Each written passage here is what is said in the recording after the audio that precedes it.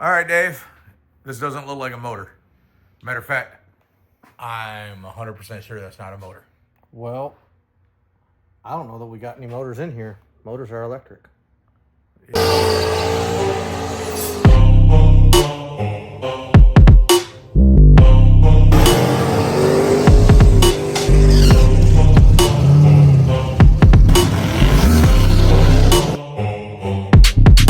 Yeah. I would be the one that usually says that is a bad part. I always say engine instead of motor because I don't like that. All right. So what are you working on? So, down at sick week, we blew our rear gear apart, our 370 gear. We've been rocking this whole season on a 350 gear. We got a nice 389 gear we haven't put in yet. We're going to save that for the Go Fast stuff this fall. 8th mile. 8th mile. Small tire. Go really, really fast. Small tire, 8th mile. I'm going to try to go really, really fast. But we'd like to go to Hot Rod Drag Week with our 370 gear. See if we can get a little more mile an hour out back. The 350 gear, once we hit third gear, kind of just plateaus off. I mean, we're gaining a mile an hour, but we really lose our Excel Gs down track. So we want to get back to our 370 gear for drag week. So I am pretty much starting from scratch on this. I don't have all the fancy pinion depth measuring tools and all the cool stuff like that. I don't set gears up for a living by any means. I do it when we need to do it. So pretty much just starting from scratch, zero shim, and I'm going to add some shim and backlash, and I'm going to go through until I find a pattern that I like. Just start adding some shim, check a couple backlash settings, add some more shim till I get to where I like all the pattern, pretty much. I don't like current said pattern. Is there a pattern? Not really. Well, It's I guess you call it a pattern. It's not much of a pattern. not really.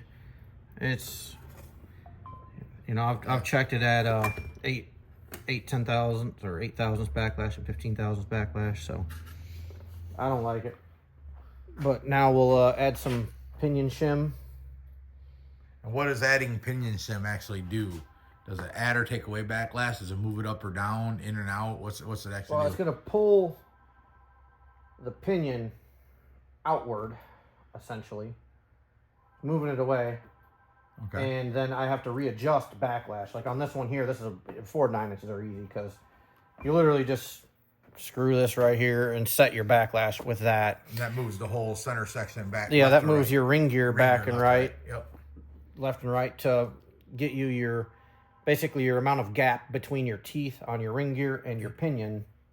So the spacers move it in and out. Yep, kind of moving base, the moves, spacers. so it'll move your pattern from up and down in the teeth here, right? Yeah. And then your backlash, your depth of how far your pinion sits in there is measured by your Yes. Okay.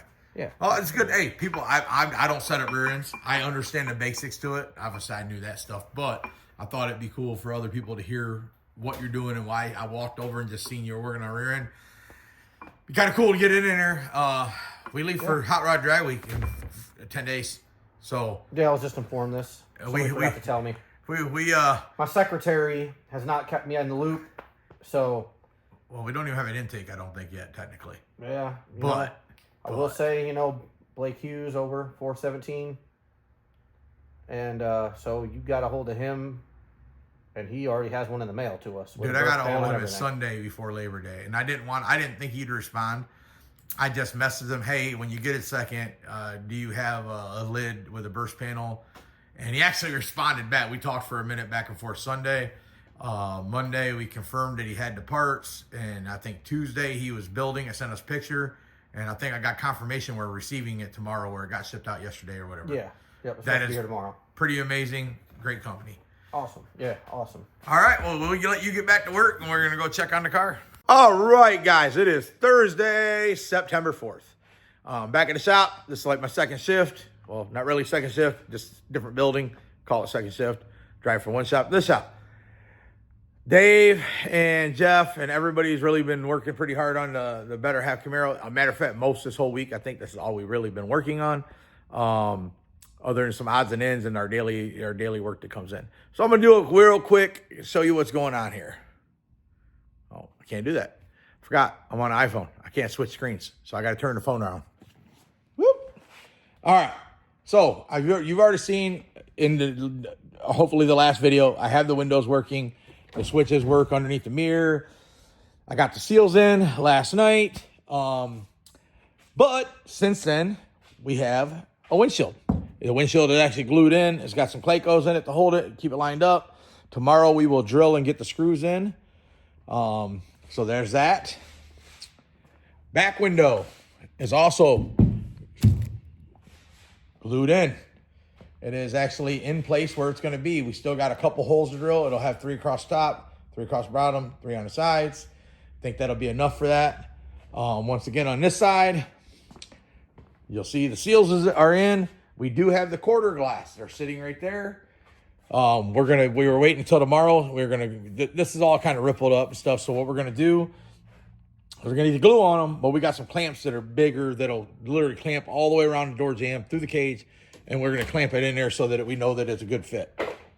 Also, we went to Steve's today and got the side skirts. So we have the side skirts for both sides. And I'm sure that you guys have noticed something in the last video, maybe in this video, that was missing on the car. What's missing? What goes right there? A turbo. There's not a turbo. It's because the turbo's right here. There. Turbo's right there. There. God, that was horrible. Anyways, turbo's right there because it is not a 104 anymore. It is a 94. Greg did us a favor and did Steve a favor and took the turbos up to Bullseye today. And Bullseye and Bill being the guys they are, astonishing just what they can do, man. And we're going to have a video out. We did a nice interview and walked around the shop. We're going to show you guys a lot of what's going on in the inside workings of Bullseye. Anyways, so Bill and his team got the turbos switched around and changed the 94s in one day. You can check out Steve's video, which we might be able to post up here for you.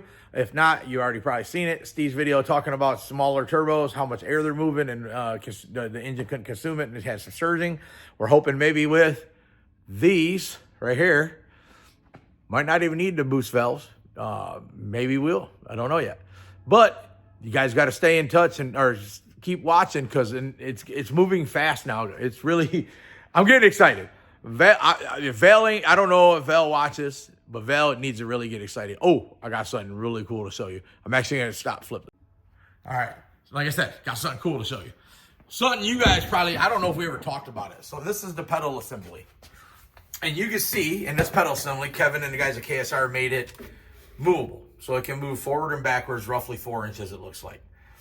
Well, one of the things that we noticed when we first got the car, started assembling the car, and they wouldn't have been able to check this, but the pedal used to hook up down here.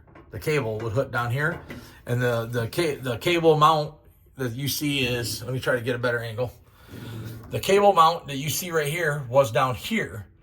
So the cable was lower, and you can see that the cable hooked up right in these holes here. It had a couple adjustments. What we ran into is that the leverage, with the 2 throttle bodies, it was really, really hard to push the pedal. And literally like a 1/4 inch, 1/2 inch of the pedal would open the throttle or close the throttle all the way. So you lost all your resolution. Little to none as far as that goes. You couldn't even get close to the throttle stop. So now, if you look, I can hit that pedal down like super easy, super smooth. It moves both throttles. Also, Slayton, if you look here, you can see he added a brace down here to the cable.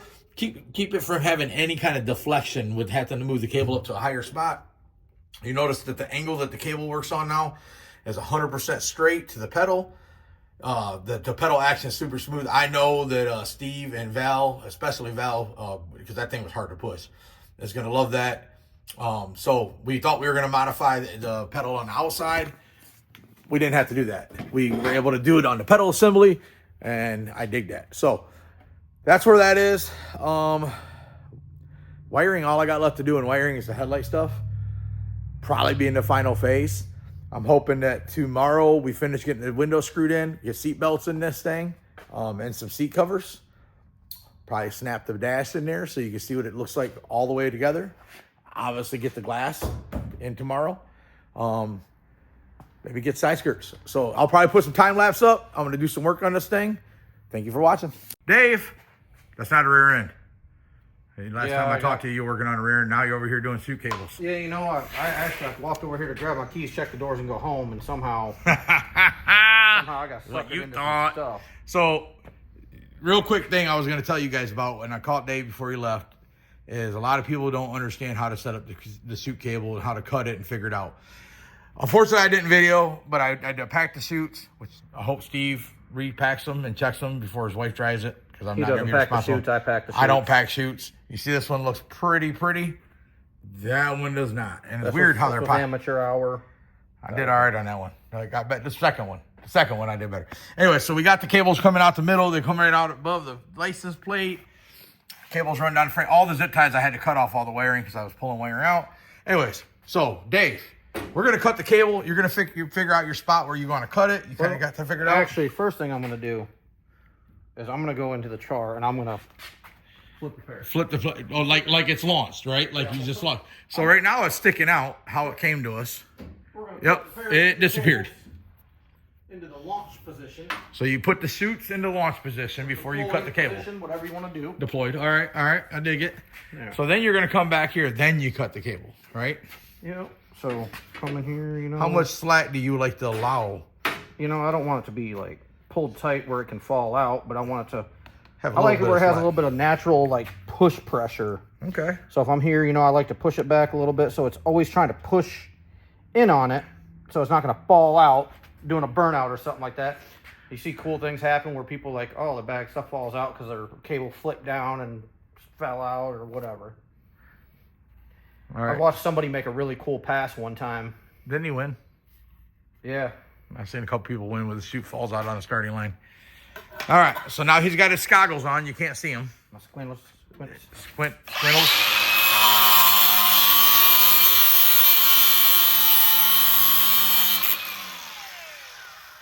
All right, go ahead. We'll get both of them cut, and then we'll hook it up. Safety squints. Safety squints. There you go. Dave had his safety squints on. We're just not going to show you them. Yeah, I stuck some nice screwdrivers down here to hold it while we do this. I like to have the chutes in when I do this. I cut the last. Which way the spark's going?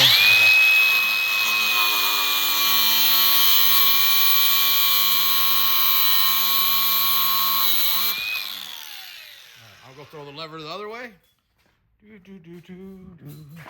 By the way, there's seat covers. It's exciting. Every little step is more and more exciting, man. I swear. All right. Gives you a nice amount of cable through. Yes, it does. I think Steve has his own flags for the parachutes that say Steve Morris Racing on them. Probably have to grab a set of those. The bad thing is we were just there today. Well, one of our guys was just there today. I don't know who packed this, but... Well, you know... I know it's not a surprise to you, but I've packed like 3 parachutes. Can't remember who it was. I mean, here. I was about to say, man, I bet you he...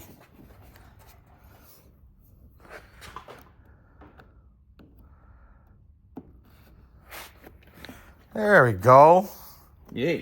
And that is... The cables look pretty symmetrical. Yeah, I dig it. Parachutes look good.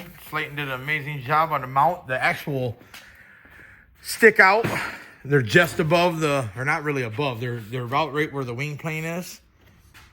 So when it deploys, it will catch the air, and that's the one thing. We'll see guys tuck these way up underneath here, and they don't deploy fast. If you get them up here where they're in the wind travel, that's shooting up over the wing, that's when you get them to deploy fast. Like I said, seat covers.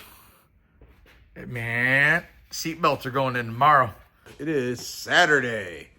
Just got done with the Suns football game. Good time. A little colder than I like. Fall is here. Good for one reason. It's boost weather. Anyhow, here at the shop, got some things I plan on doing today. I think I'm going to work on seat belts. I think that's the main thing I got on here. I just want to get the seat belts in. Finish getting seats finalized in a location. I guess one side doesn't move at all, obviously. Go over some little things. I'm not going to spend a whole day here. My nephew's game is at like 4:30. So I got about 5 hours to get some stuff done on the car. I have a plug I got to put in for the window switch. Then I can put all the carbon back in for the center console. I'm not going to put the dash in yet, but little things. But I'm going to show you a couple things real quick. I'm going to flip this the other way. So we did get the front of the front end. We have a mount that goes to the upper tree here. And we actually did 5 across the front here. And part of what we're doing that for is these higher horsepower, faster cars. I guess horsepower has nothing to do with it.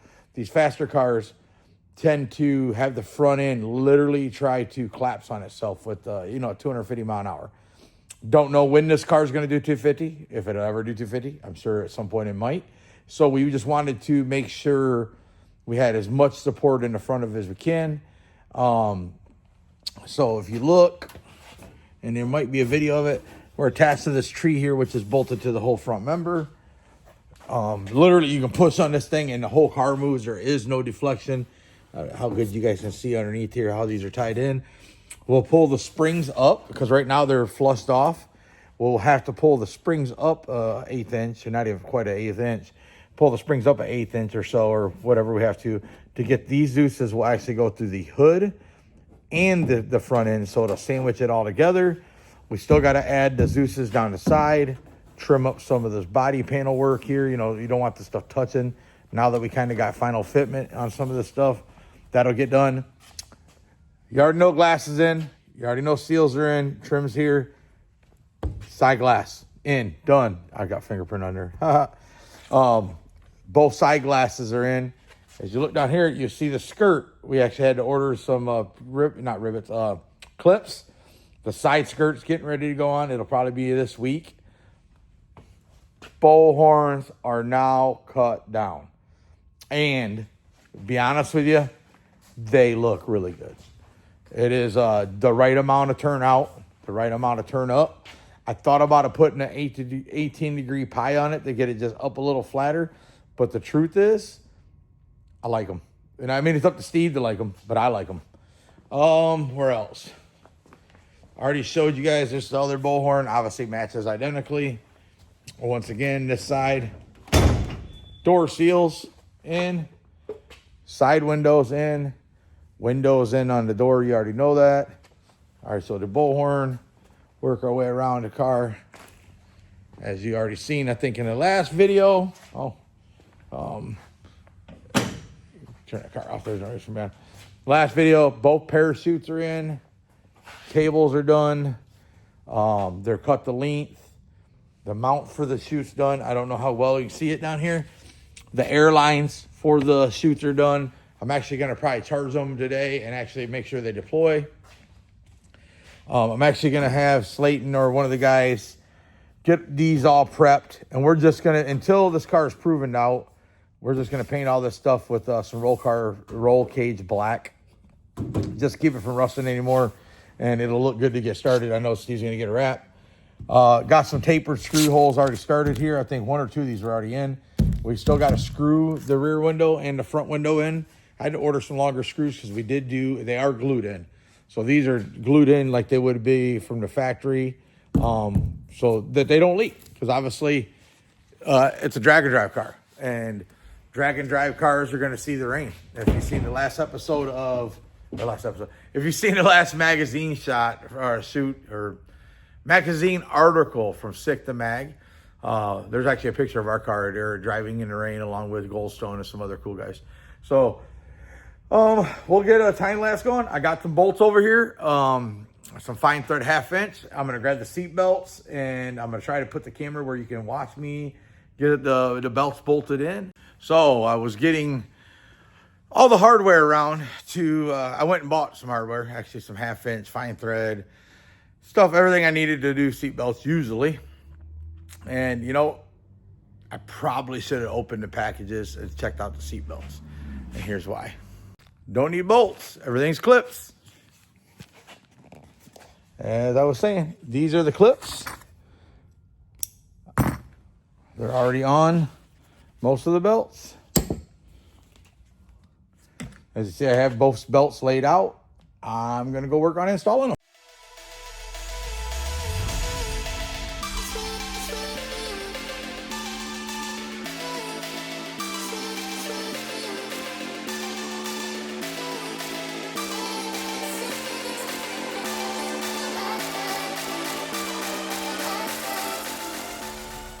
You guys probably seen the time lapse. Got the seat belts in. Actually, while I was doing the seat belts in, I went ahead and got the fire bottles hooked to the cables, so they're all hooked up. Still got to cut the cables flush. Very important step, because if you do not cut them flush, you'll pull the cable and literally the fire bottle will go off. So got to do that still. I'm actually going to put a note in there by the end of the day today, because I don't want me or anybody else to forget. Now I'm working on the plug or the switch for the center console for the window switch. Probably going to have Slayton 3D print a nice little box. This is going to go in and bolt right to the shifter. And then honestly, we might make them available at some point for sale. Anybody's got a motion shifter and wants to add 2 switches to the side of it, it'll just be a little 3D printed box that bolts right to the existing holes on the shifter. Gonna get this plugs on here. I'll go ahead and turn on time lapse.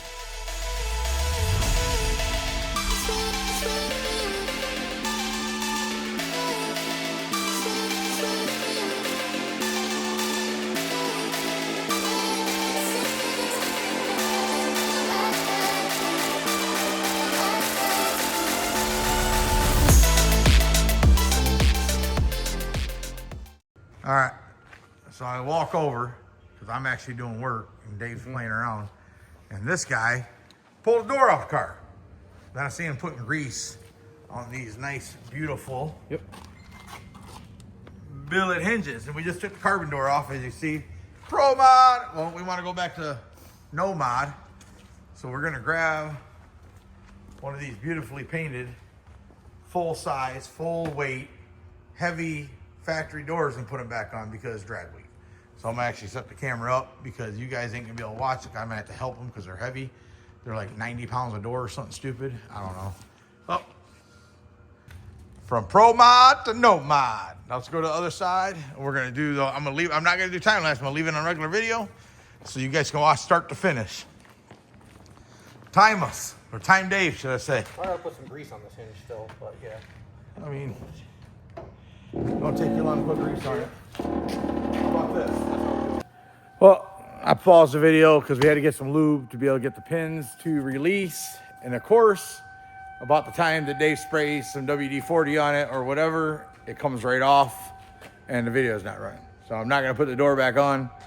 They just were brand new. We'd never lubed them at all. So Dave's gonna put some grease on this side, and I'm gonna help him drop down the next door. You guys already seen one door go on, probably ain't worth seeing another one. So I'm gonna stop the video here. All right, you guys seen the door was on. Just wanted to show you that our door, we haven't even cut out any of the framework in there. And yes, that is power window switch. There you go. For anybody who hadn't seen behind the scenes, not yet. All right. I thought I would just bring something up real quick as I get ready to go back to work on the better half. Dave, is this the first time you ever using the most newest hoist in our shop for our own car? Actually, it is. Why? Everybody else's stuff has always been sitting over here. And when you say everybody, who is everybody? Well, we had Greg here for quite some time. And after Greg jumped off, Chris Mary jumped on.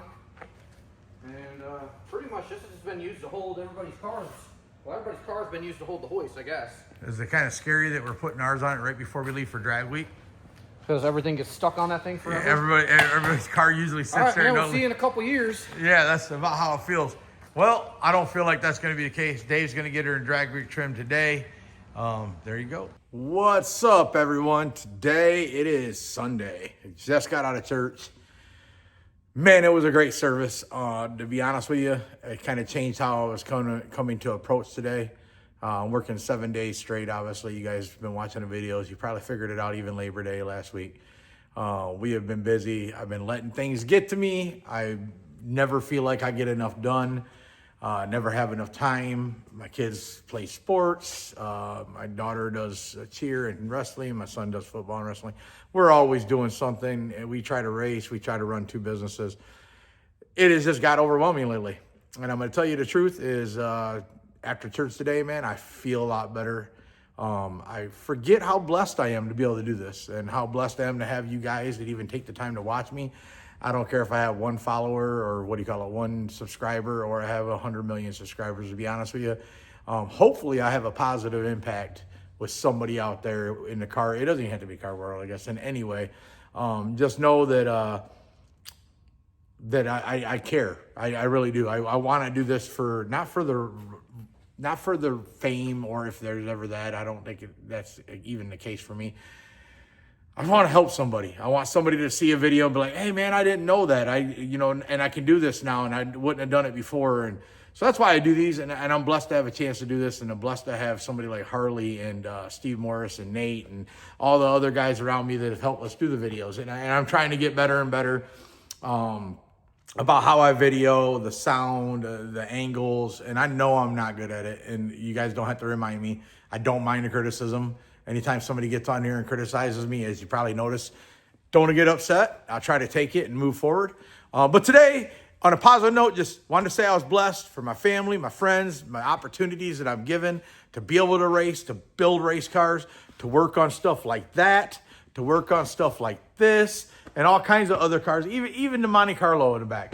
I am blessed to do all these things, right? So sometimes we forget that. And I was in a position where I was forgetting how blessed I am, and I was letting the pressures get to me, and I wasn't taking time to take it all in and enjoy it for what it is. And I get to do something I love. I love working on race cars. I love working on cars. I love tuning. I love suspension work. I love a lot of what I do. Is it always fun? No, God, no. It is rough sometimes. It hurts my feelings. I take everything to heart, but I get to do it, and it's what I love. So today, I have got a lot done the last week or so. If you guys have been paying attention on the better half, I am ready to see this at track. I want to see Vail go down the darn strip. I don't care about nothing else.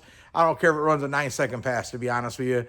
I just want to see look on her face to let out the button and go down the strip. And hopefully we have all your ducks in a row between what work KSR did and the work we did, that the car does what it's supposed to do. I have faith that it will. We're going to make this car an amazing car. It's going to do great things. And I can't wait to see smile on Vail's face. Well, as we go today, I think what I'm going to do is I'm going to move this Monte Carlo. I'm going to move the car over to the dyno. I'm going to get it on a dyno hoist, because on a dyno hoist, I can measure it. I can corner weight it, quarter balance it. If it needs the shocks or anything adjusted, I can check the bars. I want to plot the suspension, which I'll do. I'll do that with you guys. I'll run through how I use my program, or what I'm measuring, why I'm measuring, and what I'm going to target. I was informed from Kevin, the KSR, the guys, Kevin at KSR, had already got with TRZ. They give them a starting point. Everything's at that starting point. I'm probably still going to count the clicks out on compression, high speed, low speed, and extension, all the stuff. I want to put it on paper. I want to start a book, take notes so we know where we're starting, where we end up. And then as we do tune-ups for this thing at the track, when we get to the track, Steve will be able to revert back to this day. The track was not that great, and this is what we use for a tune-up. This was the shock settings, and plug that in, and the car's going to work. And that works great for us. I save tune-ups, shock settings for all different surfaces and all kinds of things. Obviously, every time you make a big change, like us, going to the 4-way shocks, we didn't have a great outing, or did we? Even though we didn't win, $15,000, that's a lot. We only made a couple passes.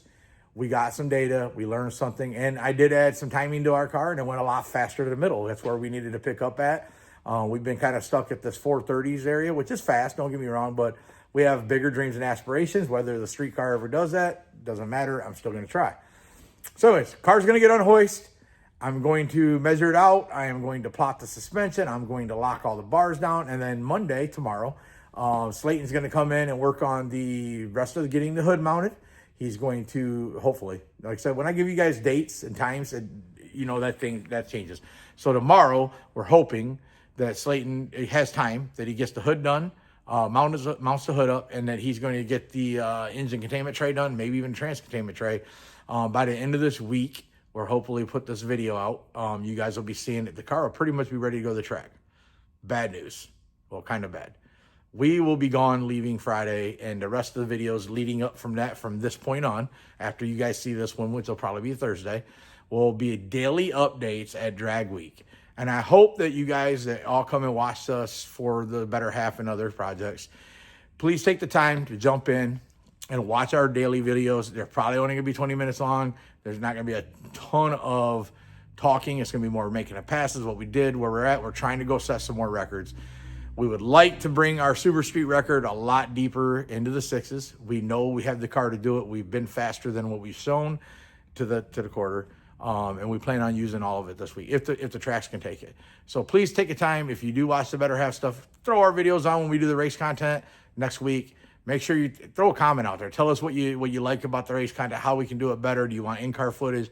Let us know. We would love to work with getting more content. And then if you get a chance, go watch some of the older videos.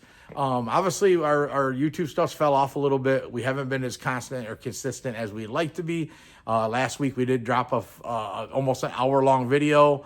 Because we didn't get one on Tuesday, we dropped them together. It's hard. We got Harley, bless his heart, does as much as he can. He's also a racer. He also works for a veteran foundation. He also works for us.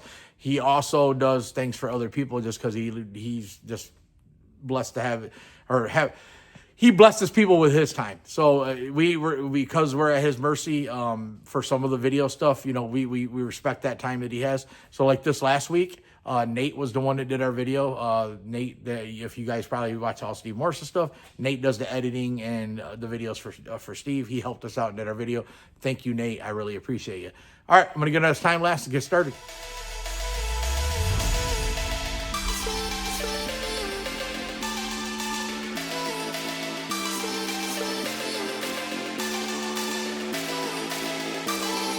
Before I move the Camaro, I thought, why not go over the checklist, see where we're at, see what we got left to check off. I'm going to go ahead and turn the camera where you can see. I don't know how well you guys will see all the stuff. Bam. We're going to read through this real quick. This is a punch list that Kevin had sent over to Steve.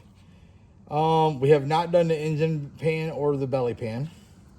Obviously, finished turbo down pipes are done. Wastegates are done. Install engine button, transmission and bulkhead connector done. Install engine button, firewall done.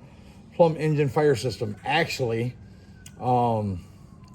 we still need to do that. Install fire system pull handle into rear bumper. Okay, so we still need to do this. So I'm gonna put blue mark here because I need to install seatbelts. Done. Mount Holly dash done. Fit fiberglass dash around screen done. Fabricate rear view mirror mount not done. Wire leash dual power window module done. Wire trunk mounted door switch. We're not doing that. We did a different switch. Done though. Wire door window switch by shifter done. Build catch can all tray for the top of the transmission tunnel. We're actually going to do a carbon fiber one with a USB charger in it. That part's done. Wire neutral safeties done. Plumb air line to shift zone done. Install torque converter both done. Wire front lights from leash strip board to headlights not done. Connector for disconnecting the front end. That's going to be part of that. Assemble parachute cables done. Route parachute cables rear done.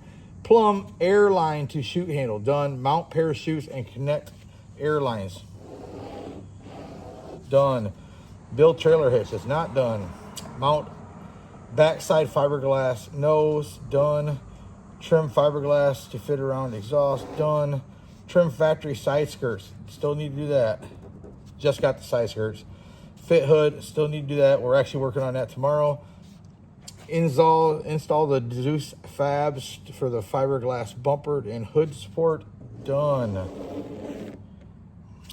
Install Zeus fittings, the fiberglass front end to attach hood not done. Double check front tire clearance to front end at low race ride height. I believe we have already checked that, but we'll leave it there. I'm going to still leave a blue mark here to check that. Finished travel cable assembly done. Actually done twice because we changed some stuff there. Bleed brakes done. Adjust bias bar on rear master. I still want to do that. It's pretty good, but we need to do a little more. Top off fluids is done. Scale corner bands, doing that today. Lock down all jam nuts. I'm gonna put this and this because we're still check alignment. You're gonna do that. Install fuse panel on the board. Yep. Drill holes in the shifter mount. I'm gonna do that today too because that's the easy one to get off the list. Finish shifter cable done. Wire can high done. Wire cool down done. Wire power ground done. Connector. Yep. Polish charge plates. I'll let Steve do that more than likely. All right, guys. So I don't know how many things are on this list, but we have 1, 2, 3, 4, 5, 6, 7, 8, 9, 10, 11 things left. So I'm gonna put that right here. We have 11 things to check off. That is the number. I'm gonna try to get a couple of those checked off today, and then a couple more checked off tomorrow, and we should be in good shape.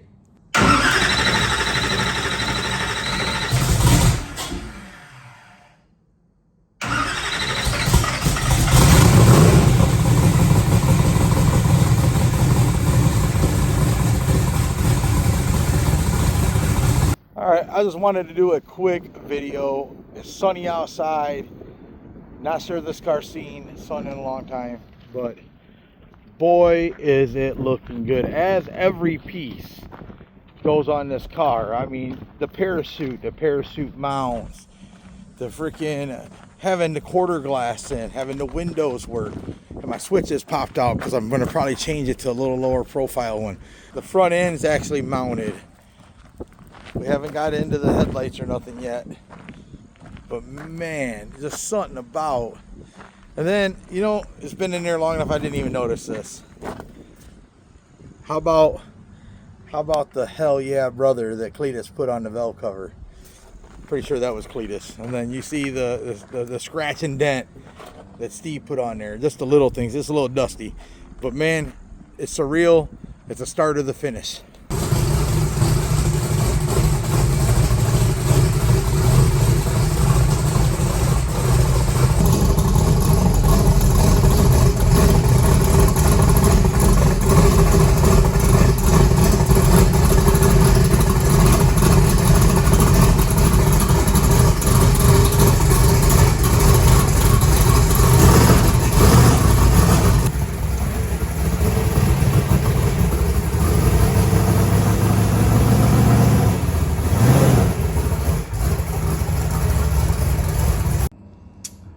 Check this out.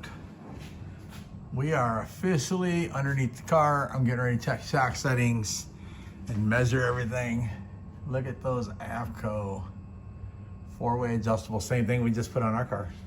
How convenient. TVM brakes. Beautiful wishbone. All the tin work and bars down here look amazing. This is technically my first time not laying underneath the car, but actually under it on the hoist. Cleaned up a couple spots where there's some drips. Checking out all the stuff myself. I do see I'm going to move the oil drain line that's right here. I'm actually gonna unloop it from over the top of these. I wanna go under these because that is, we did notice when we took this turbo off. Not saying that's what did it. With that loop up, it shouldn't, but there was oil in the exhaust and in the turbo drain was full of oil versus this side, which just comes straight down and kind of goes straight in. There's no drop to it. There was no oil in the drain line and it was pretty clear. So I think we're gonna move that. That is not a big deal. I'm digging how everything looks. The only other thing that concerns me is gotta run the fuel tank pretty high. We might modify, but I see that they have it bolted in underneath here, which makes it a little tough. I was gonna say we might slant the tank so that it was a little farther away from the arm and everything, but I'm sure there's the vent. We need to run a vent to get that to the rear. It looks great. I'm excited. Car's on the hoist a little crooked. I can adjust for that. Now you can see the tree from the back side, how it holds the fenders. You can see the bellow and the wastegate there, how it ties back in. The wide band's back over behind that. Somebody had asked if it was going to affect it, the wide band, with it being that close to the wastegate. Sorry, I was seeing a line. I just wanted to make sure it was out of the way. And the answer is no. No, it will not. Same exhaust that would have seen with or without the wastegate would be the same either way. So that is not going to affect it. Same thing this side. You can see the tree, exhaust bellow, wastegate. You can see the V-band where you can remove We'll be putting the side skirts on. I may not leave it on this hoist tonight because we got some stuff to do next door. I might just leave it on here so he can finish up some stuff. Like I said, I'm seeing some of this stuff for the first time too. I thought it'd be cool to show you guys. So, all right, I'll do a time lapse. Oh, look at that. It looks like the oil tank is technically leaking out of the V-band there because there's oil running out. That's okay, no big deal. Easy fix, probably just need to be tight. We're about to plot the 4-link. I'm opening my program 4-link Plus from Performance Trends. It's the one I use. There's several different programs out there. It's just the one I prefer. All right, so what I'm doing now is I'm gonna try to figure out, I always do the cam center line, the center of gravity. Not every time is it gonna be the same. But if you see that there, I don't know if you guys can see. Make sure I'm centered on that. It's easy to find cam center line on this car. 16 3/4. And just for you guys that might want to know, crank center line is 11. Bumper height is 4 inches. 3.5 is the minimum, but when I say that, 3.5 is the minimum, when we're looking at this, and I come back to the frame here, we are at 3.5 right now to the lowest point. You cannot be lower than 3.5 because of the beams. So right here, to the bottom of to the ground, I'm 3.5. That means this is going to be ride height. I know Steven mentioned he jacked it up to get it in a trailer and it was sitting lower. Well, unfortunately, 4 inches on the front bumper is fine. 3.5 to the lowest part of the frame. So this is gonna be the ride height. So I'm not gonna be adjusting that. When I do weigh it here in a minute, we will put some weight in the car. Obviously, I don't know what Vail weighs, but we'll just try to get something close just to get the base settings on that. So I know right now we're gonna put in. The next thing I'm gonna put in the computer here is 16.75. And then wheelbase, we're gonna do that next. The wheelbase is just gonna be measuring the center of wheel, and we'll do that.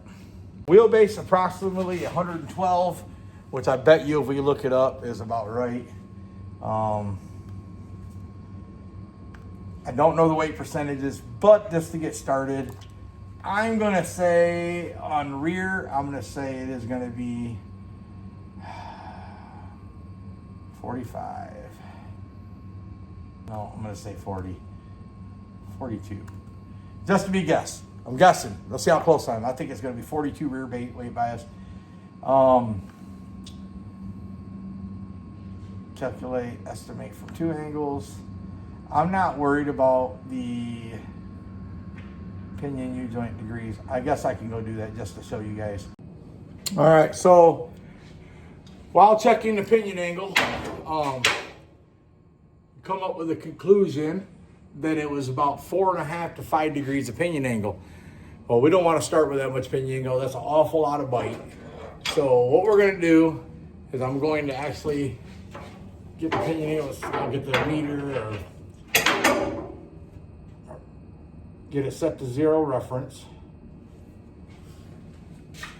And I will stick it to the side of the housing. And then,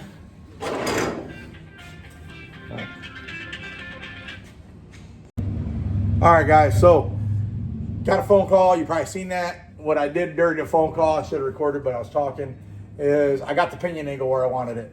So long story short, the pinion angle was at like 5 degrees, just under, just over, we'll call it 5. I like to start somewhere between 2 and 3. That's just where I like to start. That might be different if you need more bite. Some guys will run a little more. This car, you know, we'll run it through the extension and kind of see where it ends up. But long story short, I'm going to start at 2.75 degrees of pinion angle off the pinion yoke, or the pinion yoke, obviously, duh. But anyways, that's where I'm going to start at. So I took a little bit out of what was there. I don't think that that stuff was done yet. It may have been. None of the bars were locked down, so I put orange marks on them so that I could find. Matter of fact, if you look, so when I'm doing flats, I like to have a mark where, of course, somebody's out in our back lot doing donuts. I'm about to go kick them out. Anyways, yeah, I put orange marks on where the flats are. I don't know if you can see that orange mark there, and there's an orange mark up here. So that's what I did. So now what I'm going to do is start the measuring process. So what I got is this bar that I use. It's one of the bars I use. I got several different bars. I know the distance from here to here. So every measurement I do, I minus the difference here. This rail is parallel to the ground and it is straight. It's a very good tool to use. I also have this here. But the problem is with this, as you can see, it has flex and it can change. I also have a piece of angle iron that somebody else moved. It usually sits in here that I have cut so that it can slide under the tires. But pretty much what I do is, like I was saying, I'll come over here and I know the distance from here to here is 4 1/4. So from the flat, from the tire sitting flat to the top of this is 4 1/4. So every measurement that I do, I got a minus 4 1/4. So the first measurement you always get, or that I always get, is going to be from, we're going to start on the axle. So when I go to the axle here, I'll go to center of the hole, which I want to build. Probably have Steve build me one. So right now, from center of axle, we are 9. Oh, it's moving around on me. First measurement's really important.